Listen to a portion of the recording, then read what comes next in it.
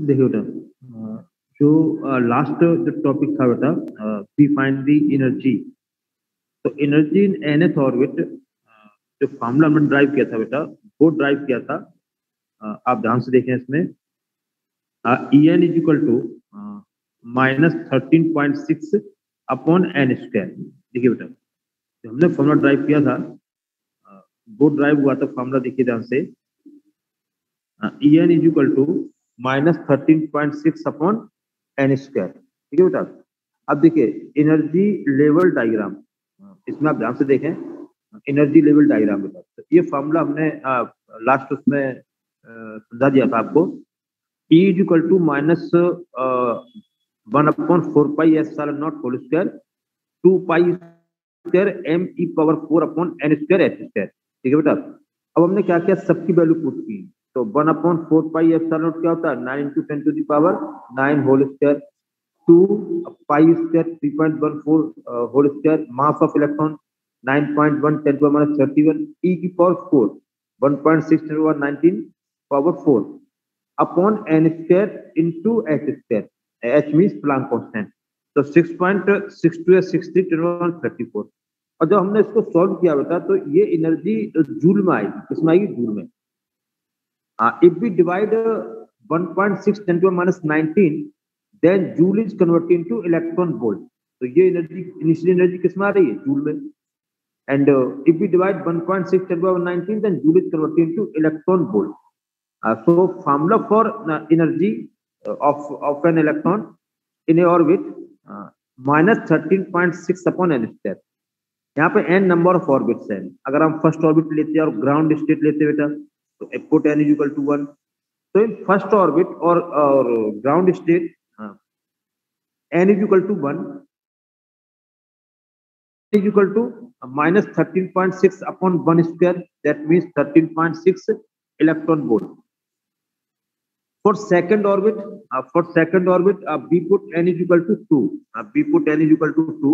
ठीक है बेटा। तो आप उसमें n is equal to 2 put कर दें। ठीक है। तो n is equal to 2, E2 is equal to -13.6 upon 2² means 4। तो जब आप 4 से डिवाइड करेंगे, 3.4 -3.4 इलेक्ट्रॉन वोल्ट।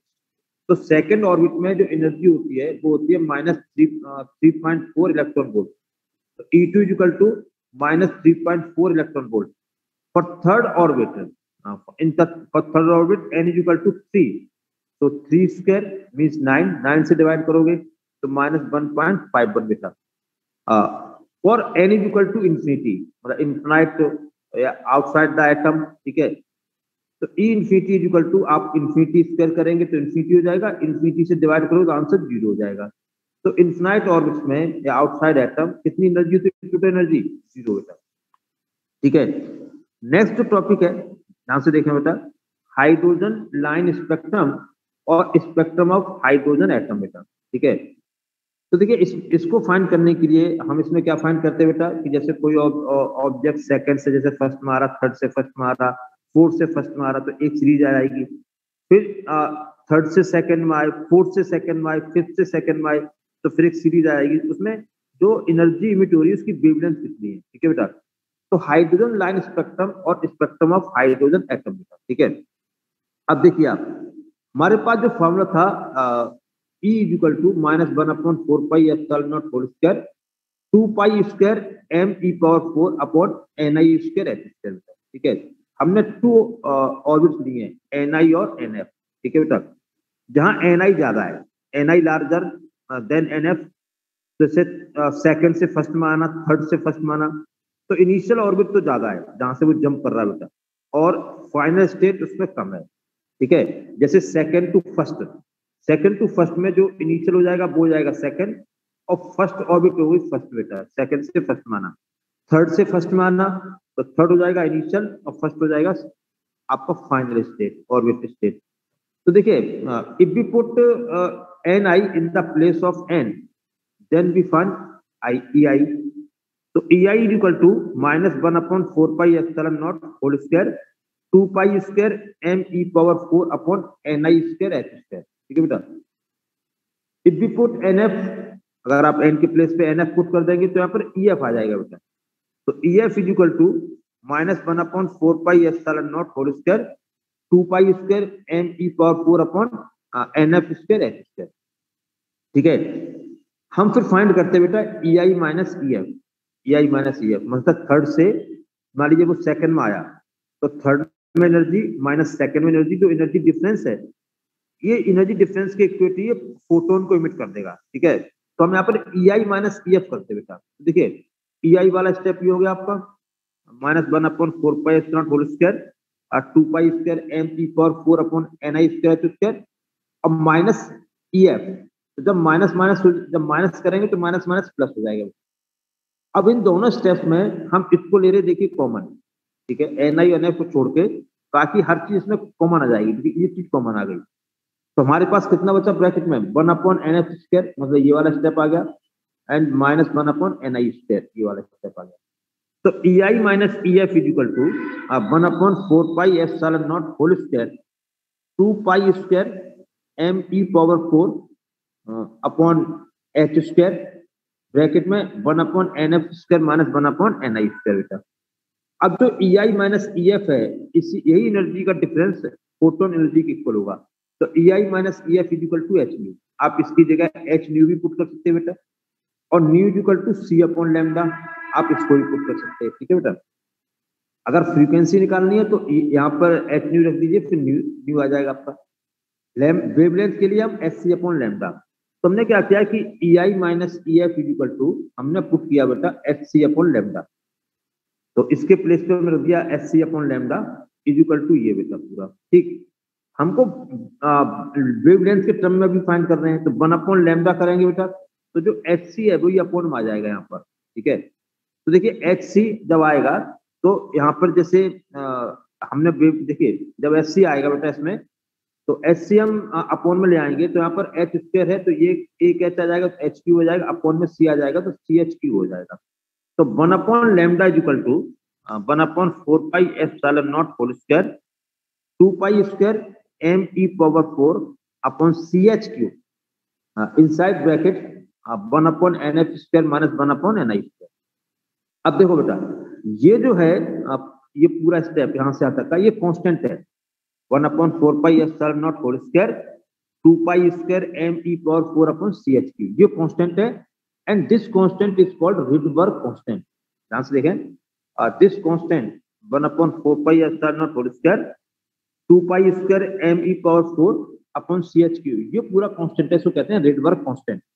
और रिडबर्ग कांस्टेंट की जो वैल्यूज है बेटा, इसको हम R या RH से शो करते हैं, और इसकी जो वैल्यूज होती है 1.097 × 10⁷ पर मीटर। ठीक है बेटा, तो इसकी जो वैल्यूज है कांस्टेंट की, वो वैल्यूज कितनी होती है बेटा, जो वैल्यूज है वो वैल्यूज देखिए ये रहा 1.097 10⁷ पर मीटर। अब ये पर मीटर क्यों आ रहा बेटा, क्योंकि 1/λ जब आप फाइंड करोगे, वैल्यू फाइंड करोगे इसकी, तो 1/λ या 1/मीटर के टर्म्स में आएगा, तो मीटर पावर -1 के टर्म में आएगा, तो इसे कहते हैं रिडबर्ग कांस्टेंट।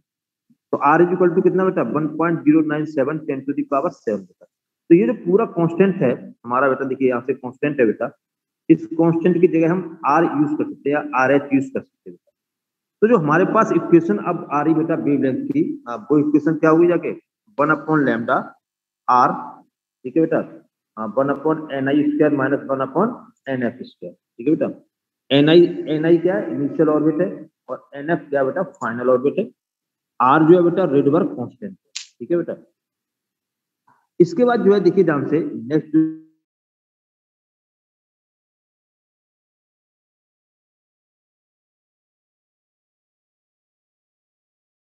इसमें जो टॉपिक है बेटा,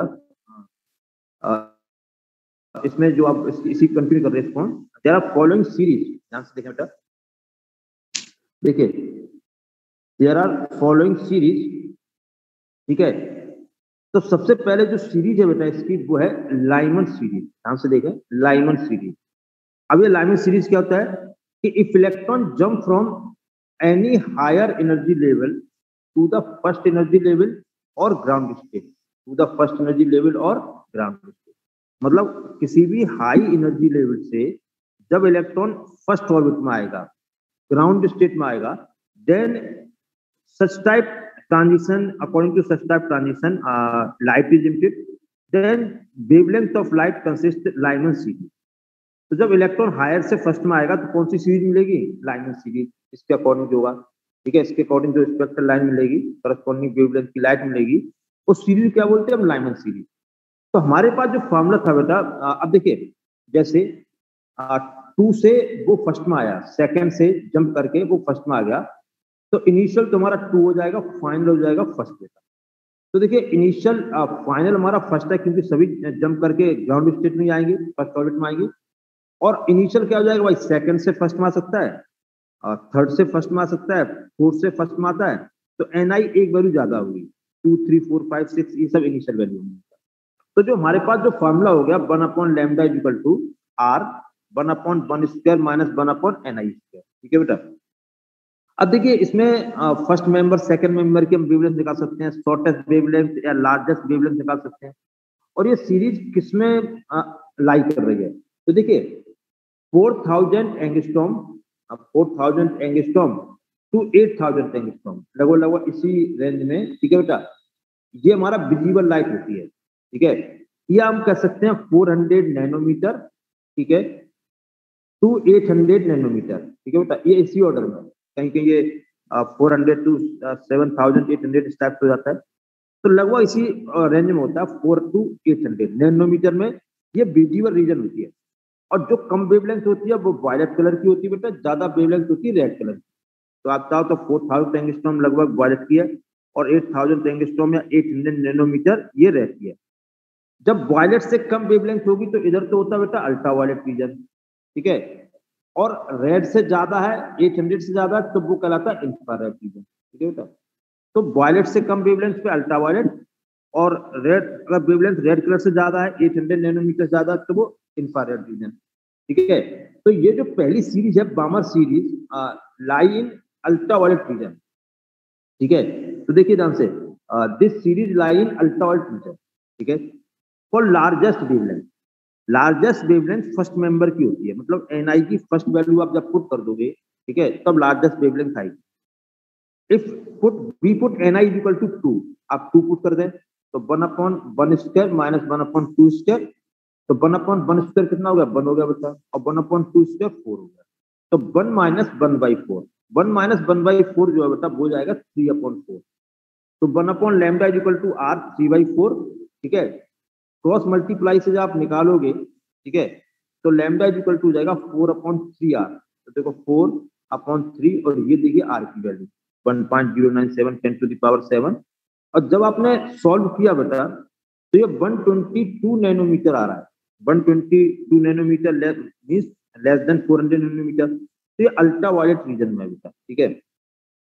तो सबसे जो लार्जेस्ट वेवलेंथ होती है वो फर्स्ट मेंबर के लिए होती है, Ni की फर्स्ट वैल्यू, हमारी Ni 2, 3, 4, 5 स्टेप से था, तो जो Ni की पहली वैल्यू पुट करेंगे तब ये लार्जेस्ट वेवलेंथ मिलेगी। और लार्जेस्ट वेवलेंथ कितनी है? 122 नैनोमीटर।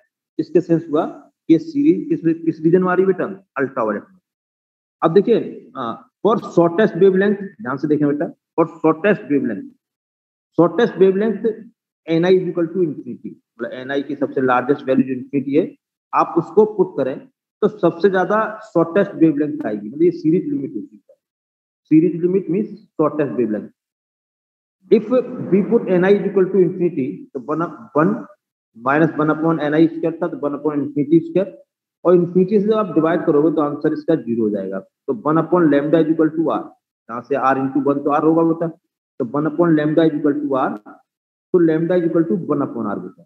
आप R की वैल्यू पुट कर दें, ये आंसर मीटर में आ जाएगा, तो ये 91 नैनोमीटर होगा। अब 91 नैनोमीटर ये भी अल्ट्रावायलेट रीजन में है, तो this series lie in ultraviolet region बेटा। तो बेटा इसमें किसी स्टूडेंट को कोई डाउट तो नहीं है बेटा? जो मैंने अभी बताया, इसमें जो टॉपिक बताया पहली सीरीज लाइमन सीरीज बेटा, इसमें किसी स्टूडेंट को डाउट बेटा बताइए, किसी स्टूडेंट को कोई डाउट हो बेटा तो, ठीक है। अब देखिए सेकंड सीरीज जो है, ध्यान से समझते जाए इसको। सेकंड सीरीज देखिए ध्यान से बेटा, बामर सीरीज। अब इसका सेंस क्या है कि इलेक्ट्रॉन जो है सेकंड ऑर्बिट में आएगा। अब सेकंड ऑर्बिट में वो आएगा कहां से? थर्ड से सेकंड में आ सकता है बेटा, अब फोर्थ से सेकंड में आ सकता है, फिफ्थ से सेकंड में आ सकता है। तो जो फाइनल जो वैल्यू है NF वो तो हो गई 2। फाइनल वैल्यू कितनी होगी बेटा? 2 हो गई। और इनिशियल वैल्यू इससे ज्यादा होगी 3 4 5 6 7। ठीक है बेटा। तो बामर series, the series in which it's series lie in visible region. ठीक है बेटा, ये विजिबल रीजन में लाई करती है बामर सीरीज। पहली वाली किसमें थी? अल्ट्रावायलेट में। ठीक है बेटा। दिस सीरीज, ठीक है, देखिए, it is the corresponding to the transition of electron from higher energy level to the second orbit. ठीक है, तो इसमें देगी और ये विजिबल रीजन में लाई करता है। तो हमको ये देखना पड़ता है बेटा, लार्जेस्ट वेवलेंथ किसमें है और शॉर्टेस्ट किसमें है, क्या दोनों विजिबल में है? ठीक है, वैसे आपसे पूछे भाई बामर सीरीज किसमें लाई करती है? विजिबल रीजन में। फिर हम देखेंगे लार्जेस्ट और शॉर्टेस्ट वेवलेंथ कहाँ है। तो देखिए बेटा, फॉर लार्जेस्ट वेवलेंथ हमने बताई थी, ये तो इसका फॉर्मूला हो गया, 1/2² minus 1/ni square 1 lambda equal to r। ठीक है, ये इसका फॉर्मूला हो गया। अब हम देखते हैं फॉर लार्जेस्ट वेवलेंथ, और मैंने आपको बताया लार्जेस्ट वेवलेंथ किसकी होती है? फर्स्ट मेंबर की। तो हम NF की जगह इसमें 3 पुट कर देंगे। तो देखिए 1 lambda equal to r 1/4 minus 1/3 square. 2 square कितना हो जाएगा? 4 हो जाएगा बेटा, माइनस 1/3 स्क्वायर। और जो फर्स्ट मेंबर है उसको हम H अल्फा से शो कर देते हैं। बामर सीरीज के फर्स्ट मेंबर को हम H अल्फा शो कर देते हैं। सबसे पहले यही सीरीज डिस्कवर हुई थी बेटा। ठीक है, तो R 1/4 माइनस 1/9, 3 स्क्वायर 9 हो गया बेटा। ठीक है, अब आप इसको सोल्व करेंगे 1/4 माइनस 1/9, तो ये आ जाएगा बेटा R इंटू 5/36। ठीक है बेटा, जब आप लैम्डा फाइंड करोगे तो रिवर्स हो जाएगा। ठीक, 36/5R। अब आप देखिए 36/5 7.2। ठीक है, और अपॉन में बेटा देखिए अभी R है, ये तो कुछ है नहीं, कटा हुआ है, ये अपॉन में देखिए R। अब आप वैल्यू पुट करिए बेटा। ठीक है, जब आप R की वैल्यू पुट करेंगे और वेवलेंथ को फाइंड करेंगे बेटा, तो देखिए वेवलेंथ जो है कितना आ रहा है बेटा, उसको ध्यान से देखना आप। हमारे पास जो वेवलेंथ है, जब 7.2 अपॉन R को सॉल्व करेंगे तो 7.2 ये R की वैल्यू बेटा, तो देखिए आपके पास इतना आ गया 656.3 नैनोमीटर। और मैंने आपको क्या बताया था, विजिबल की रेंज लगभग कितनी है बेटा? 400 नैनोमीटर। ठीक है, टू 8000, लगभग लगभग इसी ऑर्डर के आसपास होती है। ठीक है बेटा, 800 नैनोमीटर। ठीक है, तो 400 टू 800। और ये कितनी आ रही है बेटा? देखिए ये जो आंसर आ रहा है वो आ रहा है, देखिए 656। तो इसका सेंस हो गया कि जो लार्जेस्ट वेवलेंथ है वो किस रीजन में आ रही है बेटा? विजिबल रीजन में। ठीक है, लार्जेस्ट वेवलेंथ। अब हम देखते हैं भाई कम से कम वेवलेंथ, तो इस शॉर्टेस्ट वेवलेंथ कितनी होगी, सीरीज लिमिट कितनी होगी? तो series limit ni equal to infinity पे फाइंड करता है। तो 1 lambda equal to r 1/2 square था, तो 1/4 हो गया, और माइनस 1/इन्फिनिटी स्क्वायर, क्योंकि 1/ni स्क्वायर होता है minus 1/ni square. We put ni equal to infinity, तो ये 1/इन्फिनिटी स्क्वायर हो गया बेटा। अब आप देखो जब आप इसको सॉल्व करोगे तो 1 लैम्डा, ये r और ये अपॉन में 4 होगा, इसकी वैल्यू 0 होगी। 1/इन्फिनिटी स्क्वायर मींस 1/इन्फिनिटी, तो ये 0 होगा। तो 1 लैम्डा इक्वल टू r/4 और लैम्डा इक्वल टू 4/r।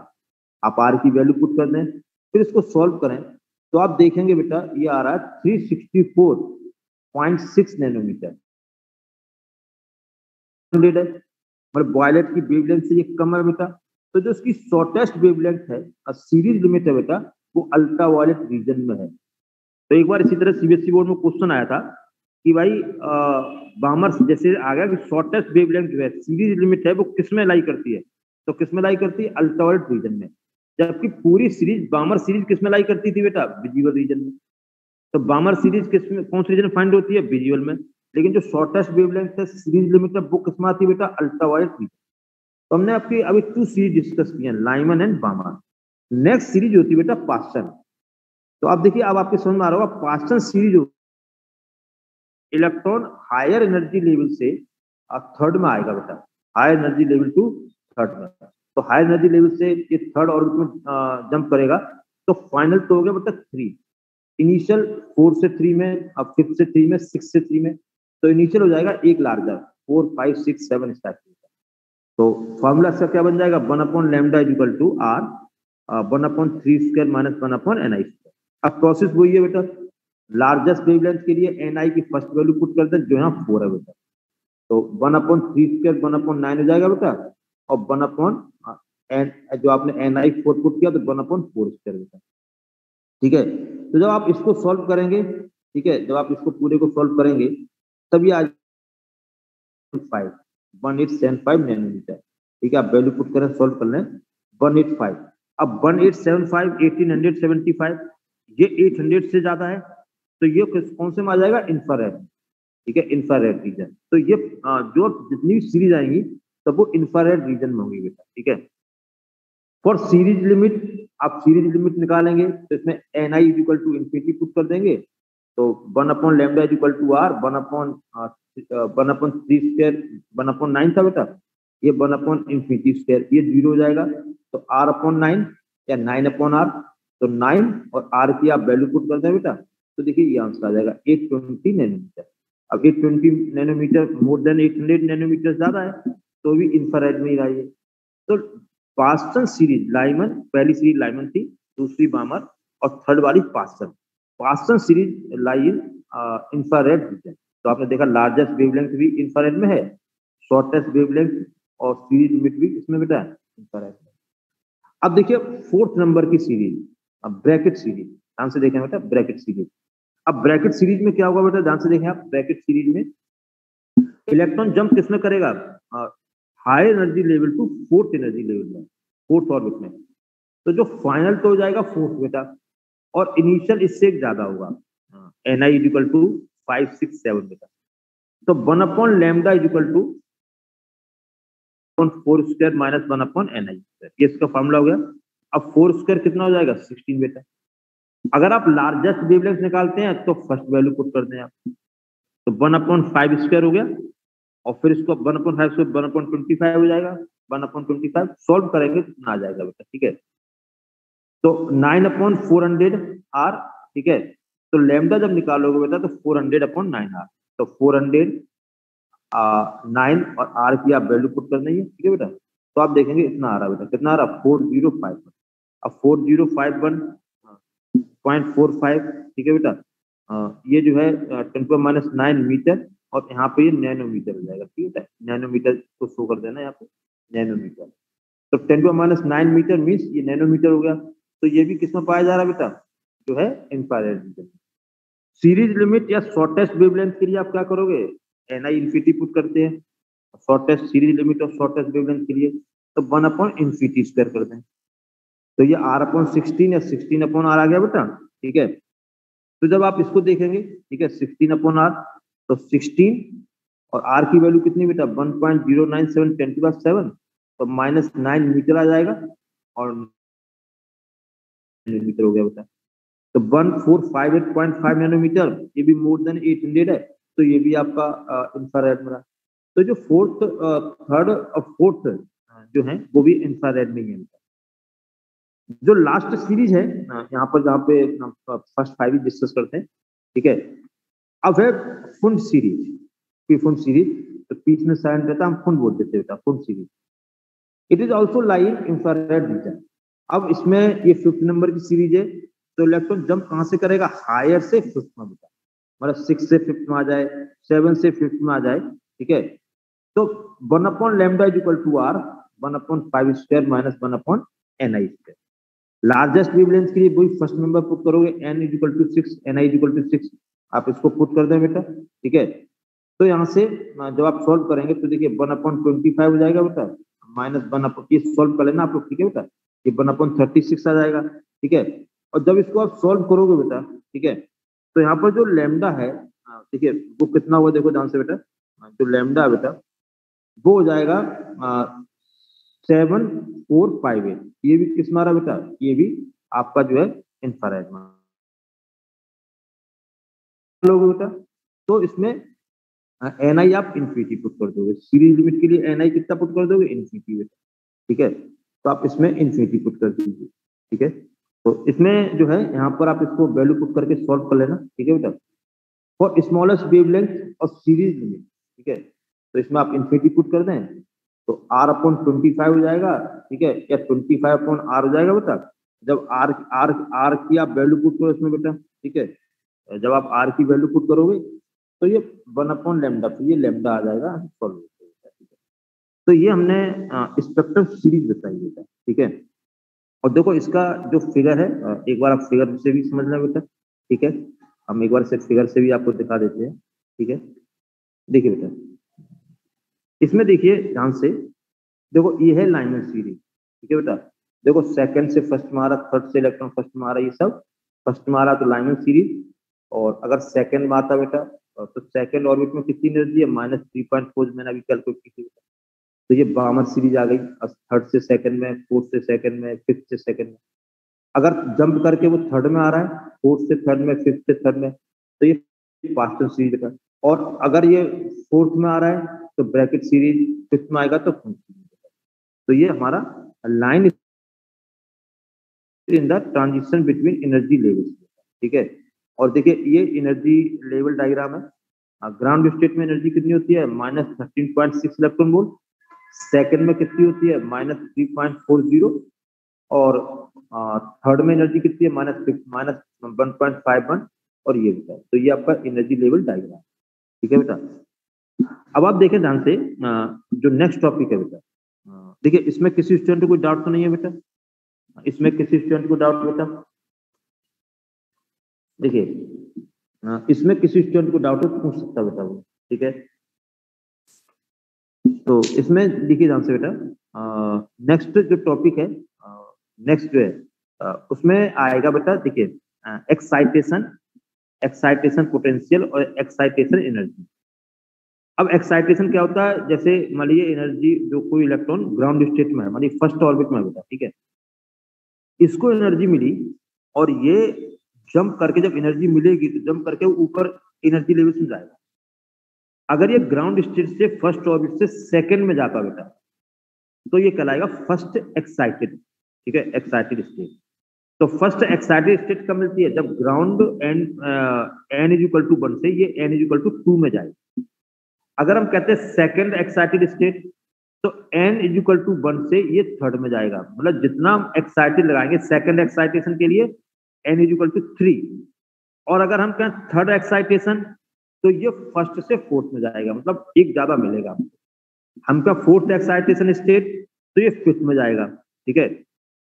तो इसमें एक्साइटेशन एनर्जी निकालेंगे, एक्साइटेशन पोटेंशियल। तो हम पीडीएफ चेंज कर रहे हैं, थोड़ा सा टाइम चाहिए बेटा हमें, ठीक है।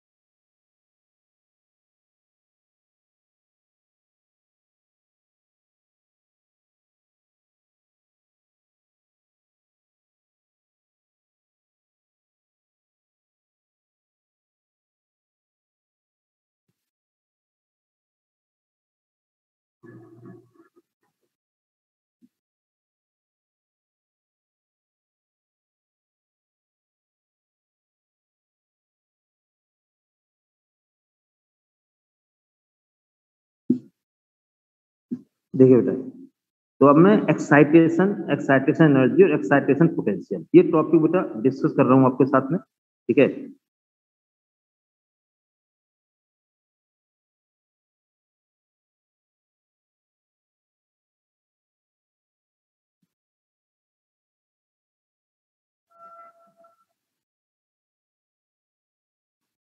देखिए बेटा, तो इसमें जो टॉपिक है आपका, ध्यान से देखें आप लोग, देखिए बेटा,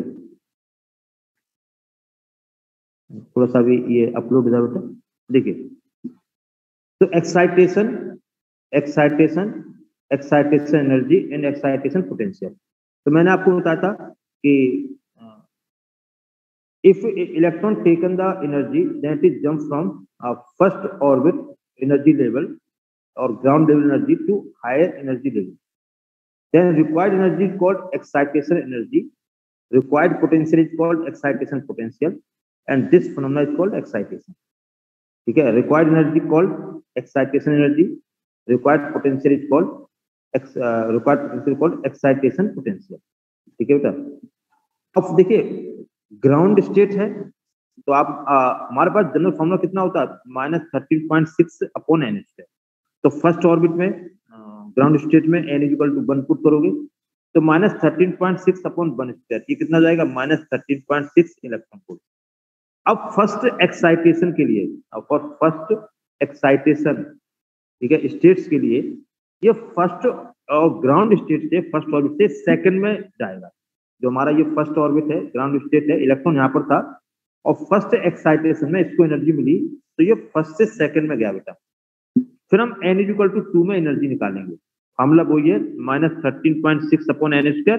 तो n if put n equal to 2 तो 2²। तो हमारा E2 आ जाएगा, ठीक है बेटा। तो E1 भी आपने पहले फाइंड किया, अभी भी आप फाइंड कर रहे हैं, E2 भी फाइंड कर रहे हैं। अब हम देखते हैं भाई एनर्जी, फर्स्ट एनर्जी मिली जिसे फर्स्ट से सेकंड में जा रहा है तो कितनी एनर्जी गेन कर रहा है। तो E2 माइनस E1, ठीक है, आपने E2 माइनस E1 किया तो E2 वैल्यू नेगेटिव है, माइनस माइनस प्लस हो गया 10.2 इलेक्ट्रॉन वोल्ट बेटा, ठीक है। अब देखिए इतनी तो जाएगी एक्साइटेशन एनर्जी बेटा, ठीक है। अब आपने फॉर्मूला पढ़ा W इक्वल टू VQ, ठीक है। और अगर हम V निकालें तो W/Q और इलेक्ट्रॉन के लिए W/स्मॉल। तो जो एनर्जी इलेक्ट्रॉन वोल्ट में है बेटा और उतना ही पोटेंशियल वोल्ट में हो जाएगा। जैसे ये एनर्जी जो है 10.2 इलेक्ट्रॉन वोल्ट है तो पोटेंशियल जो हो जाएगा 10.2 वोल्ट हो जाएगा, ठीक है। अब हम चाहते भाई ये जब लोअर से हायर में जाता किस वेवलेंथ की इसने लाइट दी हुई है, ठीक है। तो हम delta E equal to SC over lambda से या lambda equal to SC upon delta E से। तो HC और ये देखिए डेल्टा E 10.2 इलेक्ट्रॉन वोल्ट था बेटा, लेकिन हम डेल्टा ई को जूल में लगाएंगे तो इसमें मल्टीप्लाई कर देंगे 1.6 10⁻19 से बेटा। फिर समझ लें एनर्जी हमारे पास किसमें थी, इलेक्ट्रॉन वोल्ट में, हम इसको यूज करेंगे जूल में। तो फॉर्मूला होता है 1 electron volt equal to 1.6 10⁻19 joule होता है, ठीक है। तो इससे आप मल्टीप्लाई कर दें नीचे अपॉन में, 10.2 इलेक्ट्रॉन वोल्ट था, आपने 1.6 10⁻19 से मल्टीप्लाई किया तो ये जूल में आ गया। अब ये आंसर आपका मीटर में आ गया, ठीक है। फिर वो कहता अब मान लीजिए जैसे उसने पूछा second excitation state. Second excitation state में क्या हुआ, ये फर्स्ट से थर्ड में जाएगा बेटा। फॉर सेकंड एक्साइटेड स्टेट में electron jump from ground level to third level. मतलब अगर सेकंड एक्साइटेड स्टेट की बात होगी तो ये थर्ड में जाएगा बेटा। तो डेल्टा ई कितना जाएगा, E3 माइनस E1। देखिए आप E3 की वैल्यू पुट कर दें, E1 की वैल्यू पुट कर दें, डेल्टा ई आ जाएगा बेटा, ठीक है। डेल्टा ई आपका आ जाएगा, आपने देखा ये आ गया आपको डेल्टा ई। डेल्टा ई आप निकालोगे तो फिर आप यहाँ से लेमडा निकाल लोगे, delta E equal to SC upon lambda, तो HC अपॉन लेमडा बेटा, ठीक है। तो आप इसको यहाँ से निकालना है आप, ठीक है। तो यहाँ से वेवलेंथ निकल जाएगा। ऐसे बेटा अगर हम थर्ड एक्साइटेड स्टेट देखते हैं, ठीक है बेटा, तो थर्ड एक्साइटेड स्टेट देखोगे तो ये फर्स्ट से फोर्थ में जाएगा। तो आप वहाँ E4 माइनस E1 करोगे तो देखिए E4 तो ये हो गया, ये E1 हो गया। आप सॉल्व कर लें, ठीक है बेटा। 12.75 इलेक्ट्रॉन वोल्ट की टाइप जो भी है, ठीक है। और डेल्टा, और अगर आप वेवलेंथ निकालते हैं तो फॉर्मूला वही लगाएंगे, कौन सा, delta E equal to HC upon lambda. तो lambda equal to HC upon delta, ठीक है। आप वेवलेंथ फाइंड कर लेंगे तो देखिए जो फॉर्मूला हमने यहाँ पर भी लगाया, lambda is equal to HC upon delta E. तो देखिए H की वैल्यू तो ये होगी बेटा 6.62 × 34, C 3 × 10⁻8 और डेल्टा ई है बेटा ये रहा 12.75 था, इलेक्ट्रॉन वोल्ट में था बेटा। और उसको हमने 1.6 10⁻19 से मल्टीप्लाई करके हमने से जूल में कन्वर्ट कर दिया, ठीक है। जो नेक्स्ट टॉपिक है वो है आयनाइजेशन, आयनाइजेशन एनर्जी और आयनाइजेशन पोटेंशियल। आयनाइजेशन का अर्थ क्या होता है कि इलेक्ट्रॉन को एनर्जी मिले और ये एटम से बाहर चला जाए। मतलब ग्राउंड स्टेट से फर्स्ट स्टेट से ये आउटसाइड द एटम, मतलब n इक्वल टू इन्फिनिटी तक। तो ये जो प्रोसेस होता है उसे कहते हैं आयनाइजेशन। इलेक्ट्रॉन ऑर्बिट से ही बाहर चला जाए, ठीक है, एटम से बाहर चला जाए बेटा, ठीक है। तो फर्स्ट ऑर्बिट में तो वो ये बेटा -13.6/1²। लेकिन जब अपॉन में इन्फिनिटी करोगे आप, इन्फिनिटी स्क्वायर बेटा, ठीक है, वो 0 हो जाएगा। तो आयनाइजेशन एनर्जी कितनी, इन्फिनिटी माइनस E1। तो इन्फिनिटी तो 0 है, 0 माइनस करोगे तो प्लस में आ जाएगा, -13.6 इलेक्ट्रॉन वोल्ट। और आयनाइजेशन पोटेंशियल कितनी होगी, 13.6 वोल्ट, ठीक है। तो ये आयनाइजेशन ड्रॉबैक बोर्स मॉडल का ड्रॉबैक है बेटा, it explain only single electron atom, जैसे हाइड्रोजन था, लिथियम 2 पॉजिटिव हो सकता है, लिथियम में 3 इलेक्ट्रॉन होते हैं, 2 8 चले गए, 2 8 चले गए तो Li पॉजिटिव डबल पॉजिटिव हो गया बेटा। हीलियम पॉजिटिव, हीलियम में 2 इलेक्ट्रॉन है, एक बाहर गया तो एक सिंगल इलेक्ट्रॉन। तो सिंगल इलेक्ट्रॉन एटम और आयन को इन्हें एक्सप्लेन किया था, ठीक है, मल्टीपल मोर देन 1 इलेक्ट्रॉन को एक्सप्लेन नहीं कर सकते। It consider circular orbit but really it is electrical. इन्होंने माना था कि सर्कुलर ऑर्बिट में इलेक्ट्रॉन रिवॉल्व करता है लेकिन एक्चुअल में इलेक्ट्रिकल है। इट कंसीडर, ठीक है, particle nature of electron but electron also having wave nature. तो इन्होंने माना था पार्टिकल नेचर, लेकिन इलेक्ट्रॉन में वेव नेचर भी होता है, जब फोटो आपके वेव नेचर भी रहता है। तो पार्टिकल नेचर ने सपोज किया था, वेव नेचर ने कंसीडर नहीं किया था। It can not explain fine structure of hydrogen atom. मतलब हमें पता है कि जैसे इस वेवलेंथ की लाइट इमिट कर रहा है, जब पावरफुल माइक्रोस्कोप से देखा तो उसी के साथ और भी कई वेवलेंथ की क्लोजली वेवलेंथ की लाइट को इमिट कर रहा है। इसको बोलते हैं fine structure of hydrogen atom बेटा, ठीक है। तो ये इसको भी एक्सप्लेन नहीं कर पाया था, ठीक है। It can not explain when spectral line passes through electric field and magnetic field. It is divided into other lines. मतलब एक पर्टिकुलर वेवलेंथ की लाइट को इलेक्ट्रिक फील्ड और मैग्नेटिक फील्ड से पास किया तो एक लाइट जो वेवलेंथ है वो कई वेवलेंथ से डिवाइड हो गई, एक लाइन कई लाइन में डिवाइड हो गई। This effect is called Stark effect and Zeeman effect, ठीक है बेटा। तो ये ड्रॉबैक थे बोह्स मॉडल के, ठीक है। तो ये बेटा लगभग चैप्टर जो है थ्योरी पॉइंट ऑफ व्यू से कंप्लीट हुआ, ठीक है। अब हम नेक्स्ट शुरू करेंगे बेटा, न्यूक्लियाई शुरू करेंगे। तो नेक्स्ट लेक्चर जो है, ठीक है, हम नेक्स्ट चैप्टर शुरू करेंगे। थैंक यू बेटा।